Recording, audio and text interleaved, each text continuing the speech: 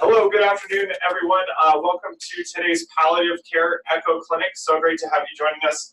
I don't know if you can see me back here in the corner. Troy Jorgensen, Program Manager, Project Echo Nevada. Go ahead. Yes, thank you. Welcome. Welcome, returning visitors, and welcome to anyone new who's joining us. All right, I think then we'll move on and start with the presentation. But feel free to stop the team throughout the presentation and either unmute yourself or write it through that chat box, and we'd be happy to address your questions or anything that you think of throughout the talk. Okay. Perfect. We can go to, I can push the next one. Okay. There, perfect. Well, welcome everyone to today's our third palliative care echo clinic, the topic of which is Can We Talk? Advanced Care Planning. And we're really happy to have you all join us here today. Before I get started, I just wanted to take a brief moment to share my passion behind this topic. I've spent 20 years working in nursing homes, and I spent the early part of my career on the receiving end of some really tragic and unintended consequences and outcomes in medical care. I spent my time caring for people that had aggressive medical care and living out their days in a nursing home, sometimes with feeding tubes, tracheostomies, on dialysis, perhaps not even aware of their surroundings and unable to speak with or recognize their family. And I've witnessed the suffering that families go through as they watch their loved ones live and then die in these circumstances, often distraught because they thought that probably their loved one wouldn't have wanted this, but they were tortured with the uncertainty and unable to bear the burden of choices of having to stop some lifelong treatments. So from this has grown my passion to prevent this kind of suffering of patients and their loved ones, by learning how to have difficult conversations early and learning what is important to people and to make certain that their loved ones know about this too, so that we can create plans of care that align with values. So I would like to get us started learning about more advanced care planning with Dr. Suresh Kannan, who, as I said, is our anesthesiology and pain medicine physician and our current hospice fellow.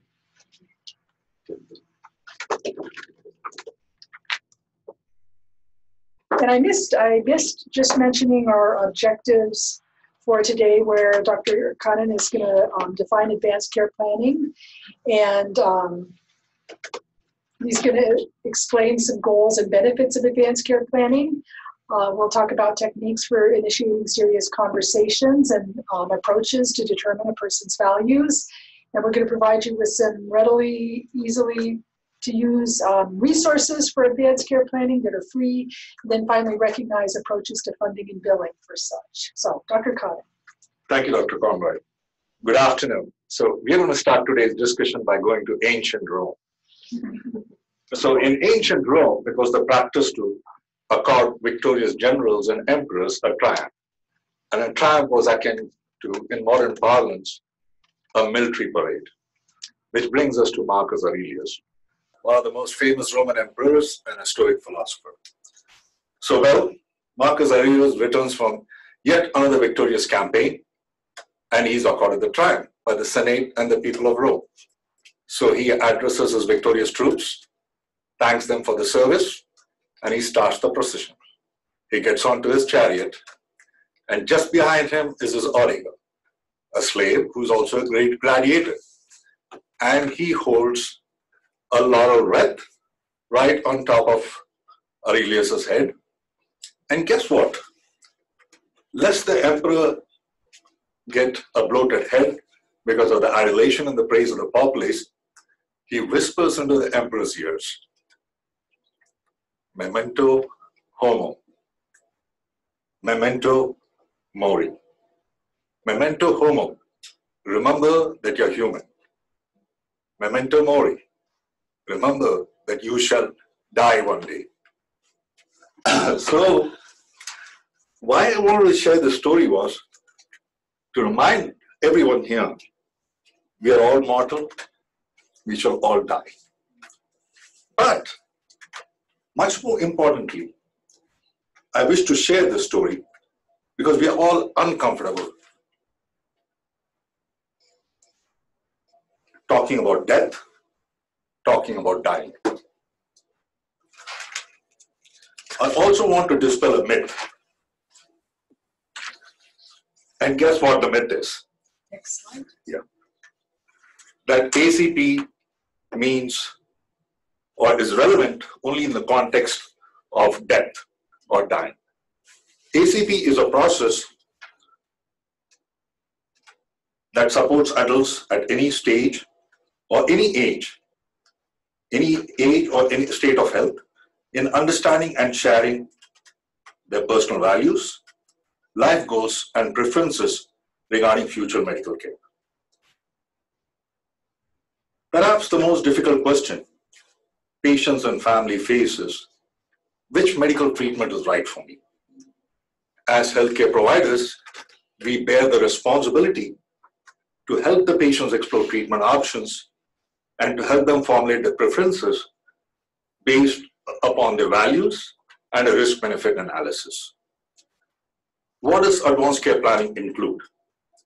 One, to help the patient get information on life-sustaining treatments that are available, deciding what type of treatments would be appropriate for them, especially if they were to be diagnosed with a life-limiting illness, and helping them share their personal values with loved ones. So the main focus of advanced care planning should be on preparing the patient and family members or surrogate decision makers to participate with healthcare providers in making the best possible decision. So ideally, this process is iterative and typically occurs longitudinally within the context of an existing and continuing medical relationship. Now, advanced directives are useful in terms of documenting the treatment decision making and especially appointing surrogate makers. So what do you need to know about advanced directives? One, that advanced directives are acted upon when the patient has lost the ability to make decisions for himself or herself. And also to remember that advanced directives can be revoked orally or in writing by the patient, so long as she has maintained decision capacity. Most of you are healthcare providers, so you can very well imagine a scenario where a patient who unfortunately has a stroke can be unable to present his views because of aphasia or difficulty to speak, or even lose his cognitive function. And in those circumstances, having a written document does help. In other words, an advanced directive is a legal document. And it has two important components: a durable power of attorney for healthcare decision-making and a living will. Let us explore how one should go about selecting a surrogate, because it could be a family member, it could be a spouse, it could be additional people whom you know well. And they are going to make decisions for you. They're going to speak for you when you're not able to do so. May I have the video, please, Troy? Yeah.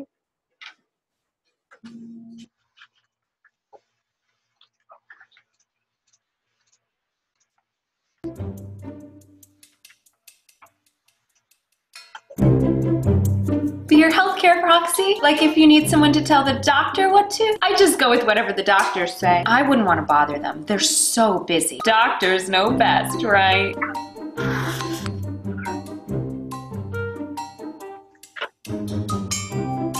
Be your healthcare proxy? Sure, I'd be happy to if I'm in town. Check out my Instagram pics from Peru. Wish you were here.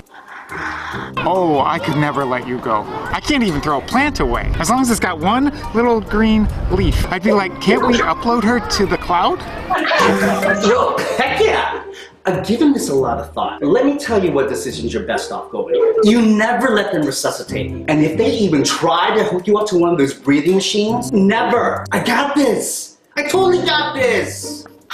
How can you even talk about this? I can't, okay? I just can't. Mom, it's not like you're gonna die. No, I can't talk right now.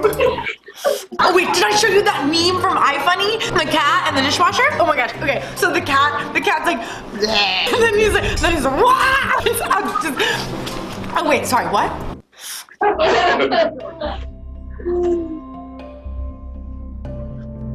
Well, hon, you and I have been through so much together.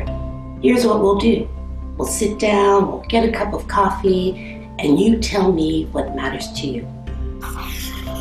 Well, it wouldn't be easy.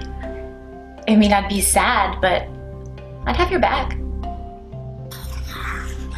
I remember when we went through this with Mom, we really spoke for her. So I think I can do that for you. Let's talk about what you would want.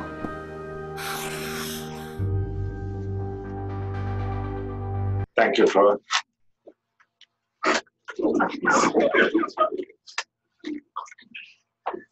So, it's very illustrative of how uncomfortable people can be and how difficult it could be to appoint a surrogate.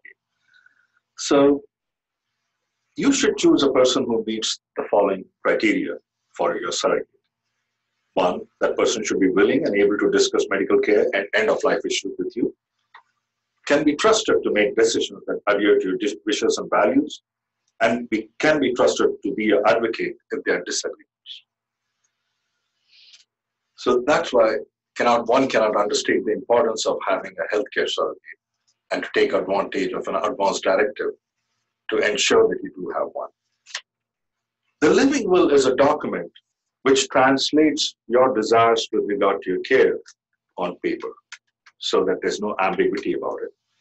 And it outlines your desire to withhold heroic or futile measures. It addresses life-sustaining treatments and can include issues like hospitalization, intensive care, intubations, mechanical ventilations, and nutrition, artificial nutrition.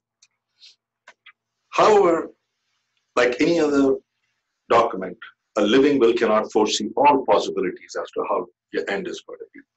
But despite that, it still remains a useful guide when it comes to end-of-life decision making, as it gives comfort to your surrogates in making decisions for you, and it also helps reduce moral stress or moral injury among your healthcare providers. When it comes towards the end of life, if you're confronted with a situation where you will be surprised as a healthcare provider that your patient were to die within a year or even less 6 months, were to live for less than 6 months, it would also be important to consider a post or a physician or a provider ordered life-sustaining treatment, which again clearly lays out how you would want your end to. The question is, do these documents and conversations and planning help? Based on the evidence and review of literature, it seems that we are able to confirm that it works. As a result of the advanced care planning, patients' wishes and preferences regarding the healthcare do end up being honored. Patients are not subjected to unnecessary and futile interventions. And in many cases, they offer hospice care where they peacefully die in the comfort of familiar surroundings with the loved ones by their side. Patients and their families have peace of mind and end up having less suffering. And as I alluded to earlier, it is also suggested that advanced care planning may help reduce moral distress among healthcare providers. We know it works, but what is the reality? Is it being effectively used? And unfortunately, the answer is no. Advanced care planning continues to be undervalued and underutilized. In one prospective longitudinal study, only 37% of patients with advanced cancer had an advanced care planning conversation with their oncologist. One problem could be that advanced care planning and advanced directives entail emotional, complex, and challenging conversations.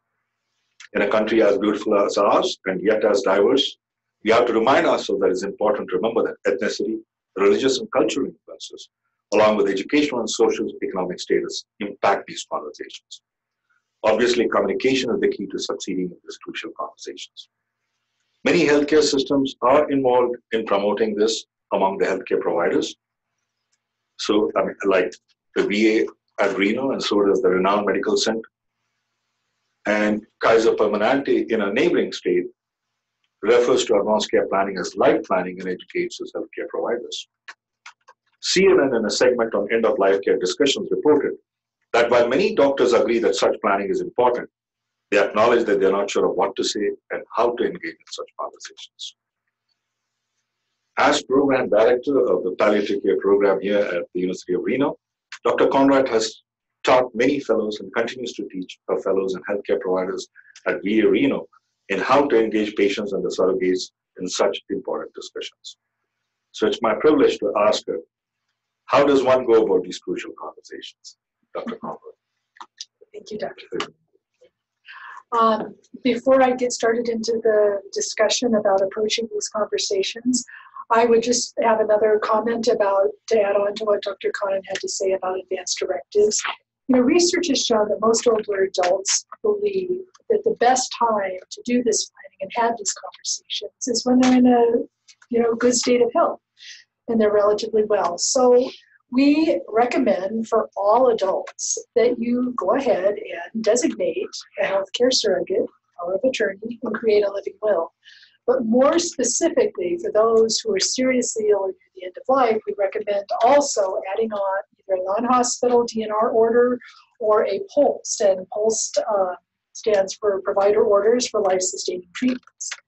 So the POLST is a legal document, which is a set of medical orders that documents the type of treatment seriously ill people want at the end of life. And you might ask, why have both a living will and a POLST, or wonder what's the differences between these types of legal documents.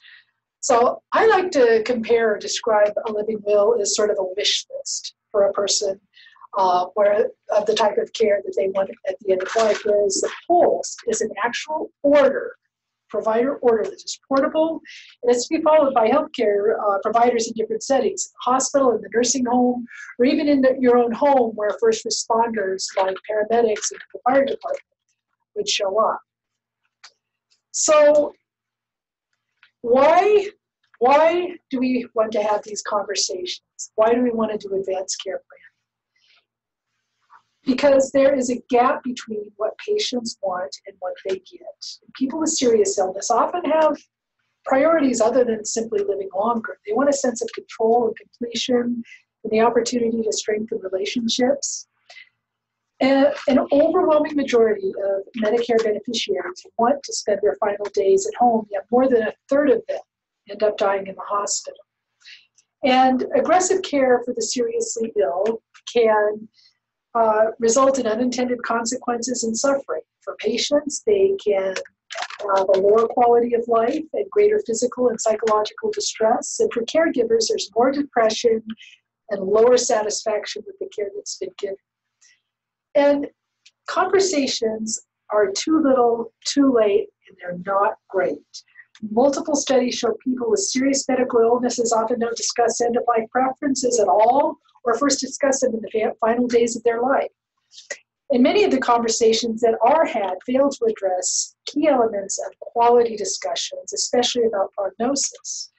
Clinicians, we often lack competencies in training and confidence. Our culture of medicine has traditionally not valued these key elements of effective care. There hasn't been a priority or accountability for this. And clinicians often feel like they don't have enough time. So the bottom line is there's a lot of factors that make having good conversations difficult. So how do we start bridging the gap between what patients want and what they get? What I really want to emphasize here, this is a big takeaway point for today, is that conversations are a key component of the effectiveness of palliative care interventions. It is a high-value, low-risk intervention for patients with serious life-threatening illnesses, and they should begin early in the course of an illness. It's worth mentioning, too, that sometimes in having these conversations, we may be in a position of having to deliver serious news. And I would like to make reference to one of the basic approaches to these conversations, which is the SPIKES protocol. And the SPIKES is an acronym for Steps in Conveying Serious News. S is the setting where we set up the interview, make sure that the important people, including significant others, are at the table. We create privacy and allow adequate time. P in the SPIKES protocol is assessing the patient's and family's perception of what they understand of their illness. I is the invitation, where we ask permission to talk about serious news and find out how they want to receive their information. K is knowledge, where we share what we know in brief, non-technical terms. E is anticipating and responding to emotions from both the patient and family. And finally, S is where we summarize and strategize the next steps moving forward. And this is a topic that could be a complete echo discussion itself. I spend an hour every year just teaching new fellows about delivering serious news. But what I would really want to spend a little bit of time talking about today is initiating serious discussions and conducting. So I offer you this serious illness conversation guide. And this is from a Harvard Innovation Center, founded by Dr. Atul Gawande, a surgeon and an author of popular books, including Being Mortal and the Checklist Manifesto. So checklists are commonly used in high-stress, high-risk fields like aviation and nuclear power, and they make sure that we complete the necessary tasks during complex, stressful situations where our memory alone might not be enough. And the goal of this checklist is to improve care with patients with serious illness and to facilitate these end-of-life discussions. So this guide has 3 sections, and I want to spend a little bit of time. I know this is hard to read on the screen, but I'm going to break it down into the sections. The first section of the guide is pretty straightforward. This is the setup. This is where we decide who's going to be at the table, inviting the patient, their significant others. Who are we going to target? Basically, we want to target anybody with serious or life-threatening illnesses. This includes people with solid tumors that have metastasized, people with advanced heart or lung disease, people on dialysis, age 75 and older, or any patient who a physician would answer no to the surprise question. I think we introduced the surprise question during our last echo. That is, would you be surprised if this person were to die in the next year? So you review your medical records, any advanced directives or pulse already on file. You might spend some time speaking to specialists who are familiar with the diagnosis, prognosis, and treatment options. And then you ask permission from the patient to go ahead and have this conversation. And asking permission gives respect and control to the patient in these types of conversations. So the actual guide, the checklist for having the conversation, is broken into about 8 parts. So the first part is assessing a person's understanding. You know, what's your understanding now of where you are in your illness? And I often like to have people think about why this is a really crucial and critical step. You know, as you assess a patient or family member's understanding, you might find that you're in a position of having to deliver serious news. Maybe they don't have a clue of what's going on. Or perhaps they have problems with health literacy or cognitive impairments, or maybe even might be in a state of denial. This is important to know before we move on. Next, we find out their information preferences. How much information about what is likely to lie ahead with your illness would you like to hear from? And we could say some people might want to know about how much time they have, or other people might want to know what to expect, or some people want to know it all. Then we address prognosis. We ask, would it be helpful to know about prognosis? And in talking about prognosis with a person, it's really important to share prognosis as a range and be cognizant and verbalize or state the element of uncertainty that is inherent in any prognosis. And in sharing prognosis as a range, we might talk about somebody might have weeks to months or days to week to live. Next, we talk about a person's goals, and you might open it up with a statement of, if your health worsens, what are your most important goals? What are the most important priorities in your life? This next slide comes from the Living Will interview, which can be found through Fast Fact number 65. If any of you are familiar with the PC Now Palliative Care Network of Wisconsin website. And with the Living Will interview, in exploring a person's goals, it's suggested that we reframe the dialogue about end-of-life treatment by starting a conversation with the patient focused on the question, how can we help you live well? And the goal of this interview is to elicit the patient's perspective regarding how they want to spend their remaining time so that we can then align treatment decisions within this broader context of goals. So these are some of the questions that might help us approach a person's values from different angles. Continuing the conversation guide, we want to explore a person's fears or worries. What are your biggest fears and worries about the future with your health? We want to look at their values about function. What abilities are so critical to your life that you can't imagine living without them? And sometimes I have patients say, I don't know. And I might offer suggestions like, some people say if they couldn't take care of their own hygiene and bathing, or if they couldn't eat on their own and enjoy food on their own or recognize their family, they wouldn't want things to help them live longer. Next, we want to talk about trade-offs.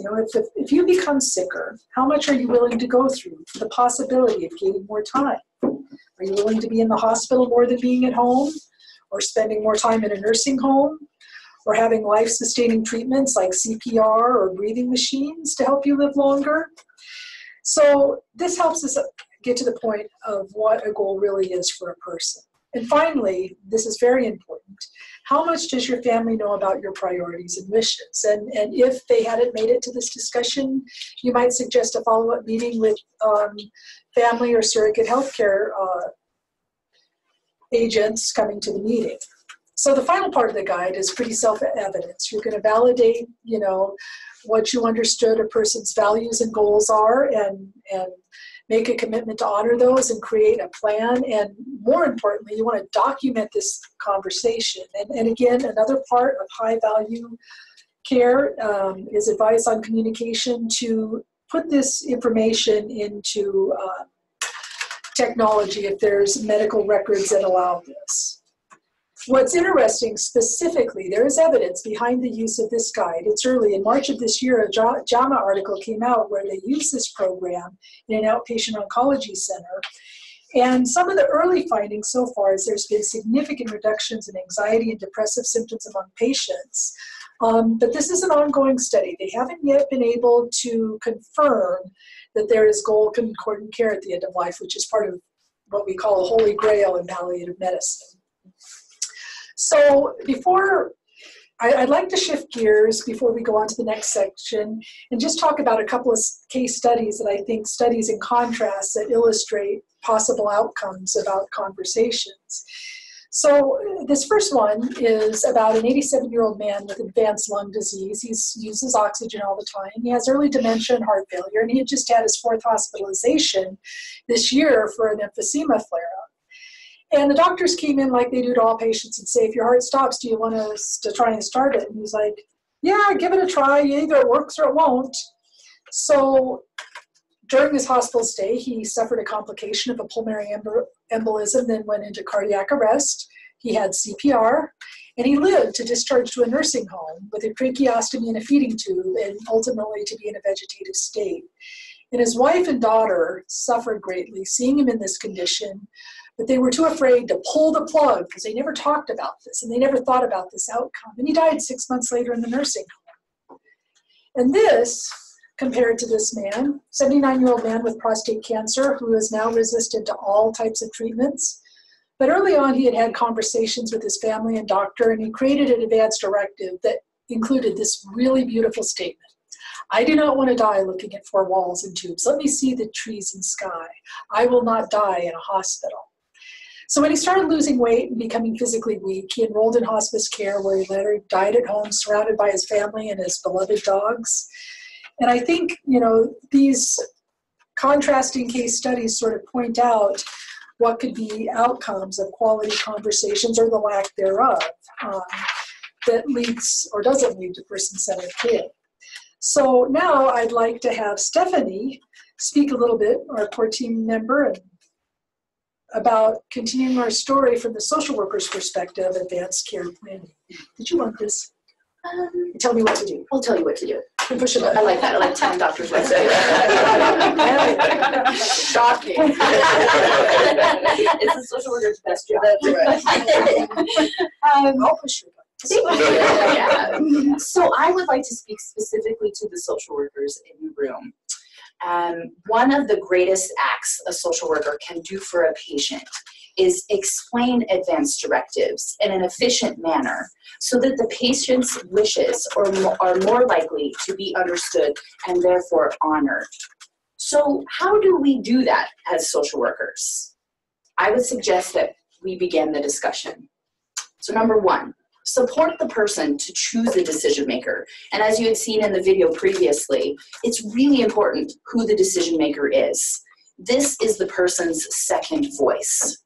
It is more important to designate a decision maker than to try to guess at what the future holds and put in writing what types of medical situations the person may or may not be facing. Encourage communication from the patient to the designated decision maker. How many times as a team have we seen where we called the DPOA and learned that they were not aware, in fact, that they were the decision maker, right? Encourage your families to communicate.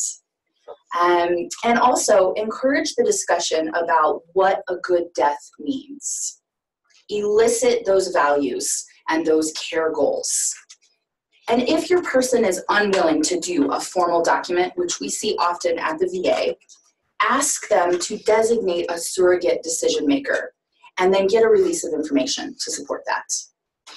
Next, number two, assist in the creation of an advance directive document. This is a legal document that varies by state in its language.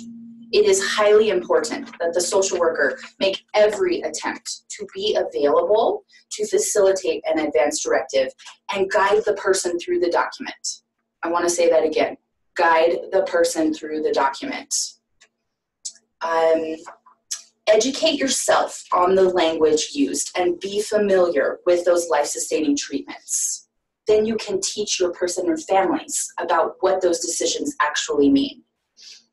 Again, the social worker can give advisement on this document because there is such a thing as a bad advance directive, meaning it gives the medical team little or no direction. In those circumstances, use the blank space to write in preferences and directly quote the person. Once the document is created, then we're at number three, document, document, document. Communicate and distribute the information. Get it into the chart. Social workers are typically the first point of contact, and so we know the person, we know the family, and so share this with your team. Tell them about who these people are and what they have shared with you in those discussions.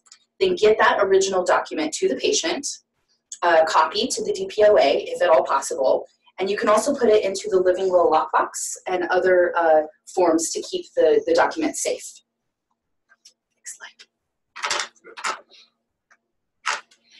And then I'd like to talk about some of the ways that I found helpful to teach families how to have these discussions. And also, as I'm talking about this, I'd like to know what your favorite icebreakers are from the audience. So please use the chat box and send us messages as we're talking so that we know what you enjoy. We learn from you as well. So encourage your families to just chat. Social workers are really good at providing that critical consultation during these stressful times of transition and change. We're often the bridge between the provider and the patient or family. We're skilled at planting seeds at different transition points that encourage consideration of what if this treatment is not effective, or inquiring whether they have discussed their thoughts with their family members about their care wishes. So how do we do that? Once again, encourage your families to talk to each other and speak to their loved ones. Encourage the patients to speak to their family and provide support around it's okay to go there. Have the difficult discussion. I often say, I'd like to talk with you about a difficult subject. May I do that? Next slide. And then this is a list of some resources. I have specifically chosen free resources, and I suggest looking at one of my personal favorites, the Conversation Project, which we have listed up there. This was an initiative by the Institute for Healthcare Improvement, which is a not-for-profit organization, and I found it to be the most complete website that is easily navigated by topic, and it has specialized subjects such as dementia and pediatrics. I'm also attaching a link to the Setting Healthcare Goals, which is a guide for people with healthcare problems. This is what we use at the VA. It's wonderful. You can look at this and you can share this with your families as well. And it has really accessible language that I think is helpful for social workers on how to explain life-sustaining treatments. So I would suggest that you eyeball that if you get a minute. And now I would like to turn the discussion to our other hub team member, Kim Anderson, to talk more about how to bill and how to capture this and get paid for it. Well, thank you. We can go to the next slide. Let's look at someone that will seem familiar to all of us. A 79-year-old female with heart disease and diabetic, multiple medications. She's at her physician's office for her E&M visit and also to talk about some medications.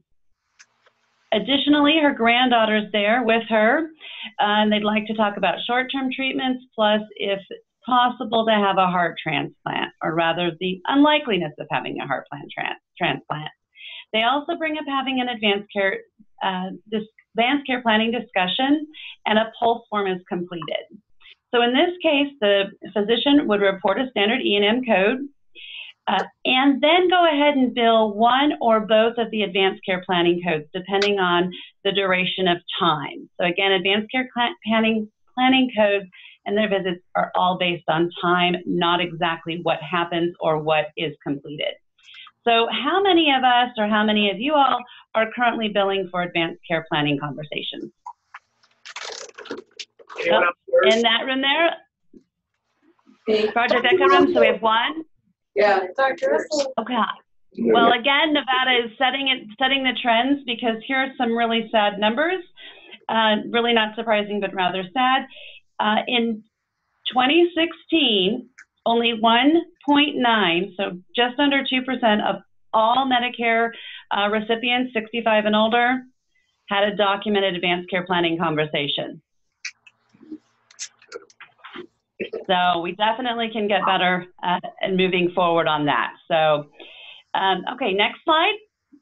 So patient eligibility, again, it was in 2016 that CMS decided to go ahead and pay for what they call a voluntary advanced care planning. So everything that we have just discussed in this session is able to be billed for. It can be done on a Part B as far as a medical necessity, or it can be an option for on their annual wellness visit. There is no limit for the number of times you can have and report an advanced care planning conversation on one patient. Again, best practices on this would be that you would go ahead and document additionally of why a second or third conversation took place, and then also if there was a change in what they wanted in their directives. Again, that's best practice. Next slide. Regarding the who can bill, it can be physicians, nurse practitioners, or PAs. There is no limitation on where these conversations can be had. Doctors' offices, as well as hospitals, LTACs, SNFs, the people's home, it doesn't matter. And again, any provider can have an advanced care planning conversation. It does not have to be just a primary. Again, no specific diagnosis. Any and all can be billed for. Report the condition that you are counseling the patient on. Next slide.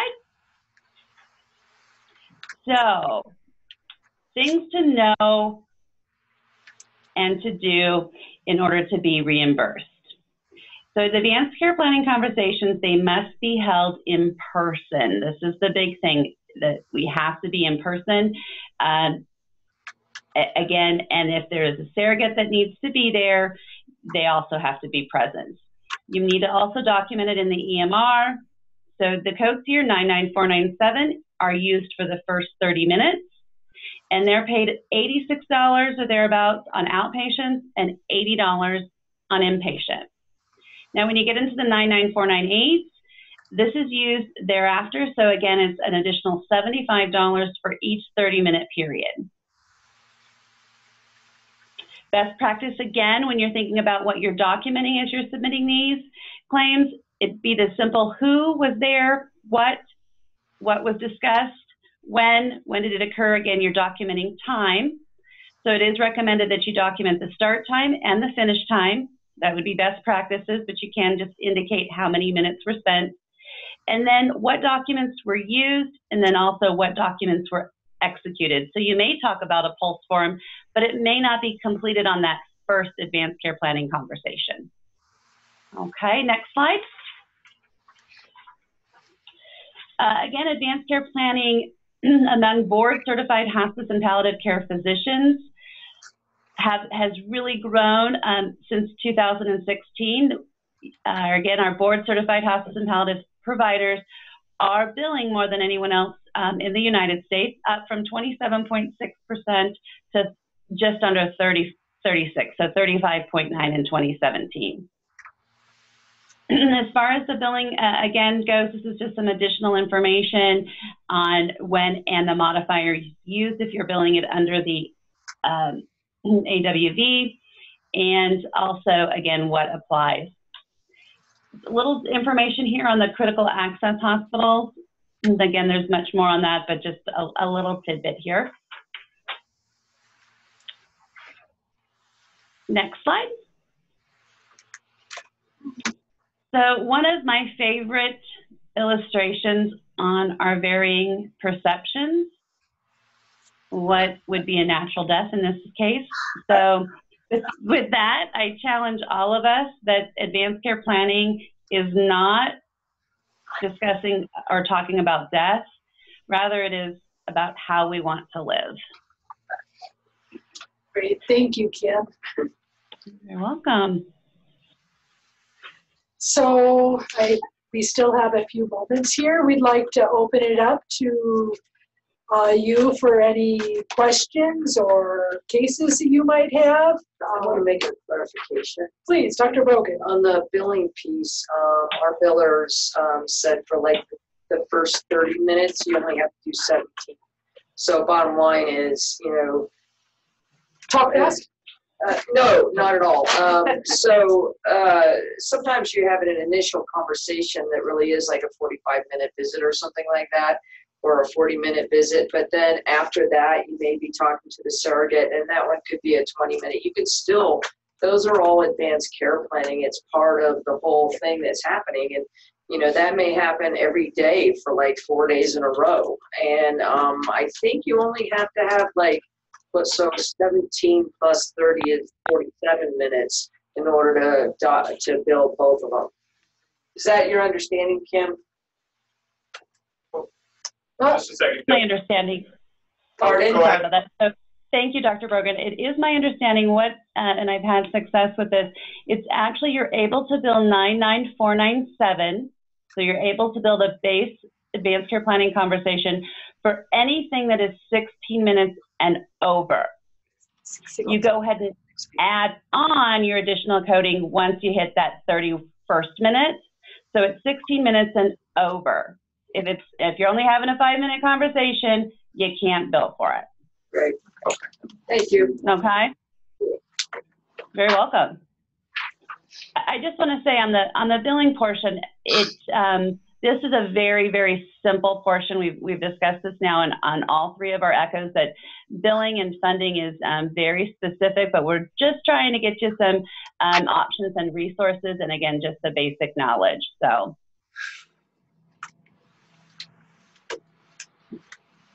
Oh, Dr. Myla, in the room, you have a question or comment. With regards to billing, you were saying it needs to be face-to-face, and that makes sense, but what about now with telemedicine, phone calls?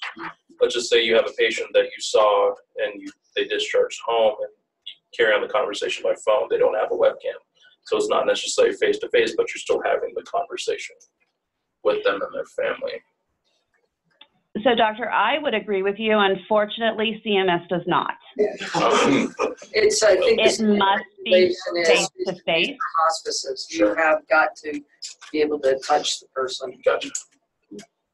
Correct, Kim? Correct. Again, if you are doing telemedicine, that has to be established prior, and it's got to be, those are all different modifiers that you would be adding as well. It does have to currently be in person. CMS does require that. Other comments or questions? I'll ask a quick question about, we were saying that the best time to have this is when people have the capacity to have these conversations, but sometimes it shifts towards that gray realm where you don't always know if someone truly has capacity to have a very robust conversation, but sometimes you hope that they can actually identify their surrogate. And I'm curious for those providers that sometimes struggle with knowing if this person has the capacity to choose the surrogate, if there's any guidelines that you use there. Well, I do have a comment, and I bet you many people, or several people in this room and online might have thoughts. But for patients that might be in the gray area of capacity, one thing that you can definitely do is still identify their values. They tend to be stable and consistent even into, you know, earlier stages of some cognitive impairments, and use that information then to the best of your ability to bring that patient into a discussion with a surrogate if they can identify a surrogate. But you're asking about questions of capacity for choosing surrogate decision makers. I was wondering if Dr. McHale, if you had comments on that. I've seen you do this in practice. Yeah, I think it can be pretty hard to not allow somebody to select someone they can verbalize as that individual, but a lot of times as a team we have concerns over individuals being selected because we know more information or background that raises concerns within the team. So I would say that red flags for potential red flags for potential abuse, be it either physical or financial. But we have to remember that we can't define our patients' values or how they chose to live their life or with whom they chose to live their life with. And so I think, you know, from a more academic standpoint, what I might recommend is doing a detailed reading of a capacity assessment and looking at which domains were noted to have deficits. So that's you know, that's a little bit separated from patients, but in terms of patients, just, you know, hearing them out and allowing them to express those feelings, and if those tend to be consistent over time, then I think you would be hard-pressed not to rely on whoever it was that they identified.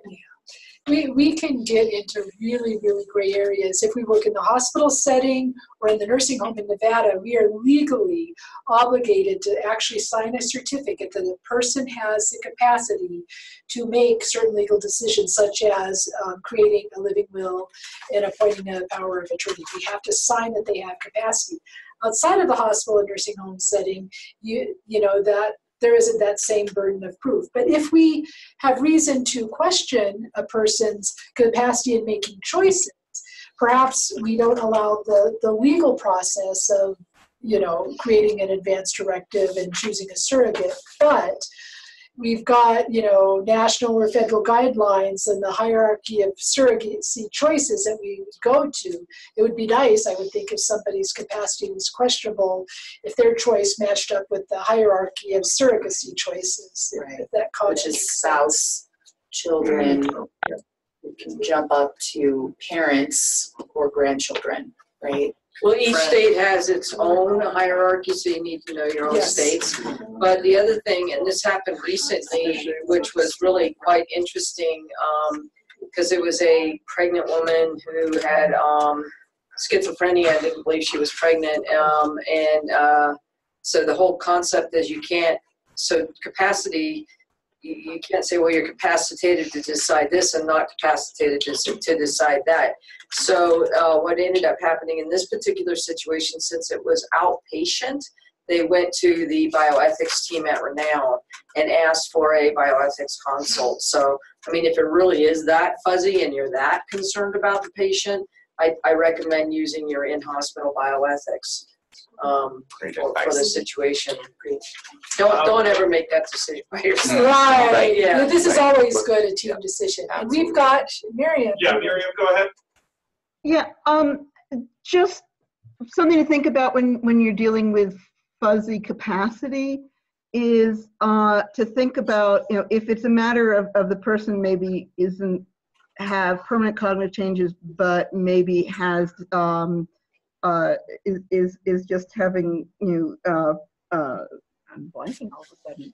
you know what I mean, is looking at patterns of when people are the most lucid. So if they do have cognitive changes, but they tend to be clearer in the morning or when they're not tired or things like that, trying to catch people in that kind of magic window, you know, talk to the family and see when do they seem to be the most engaged.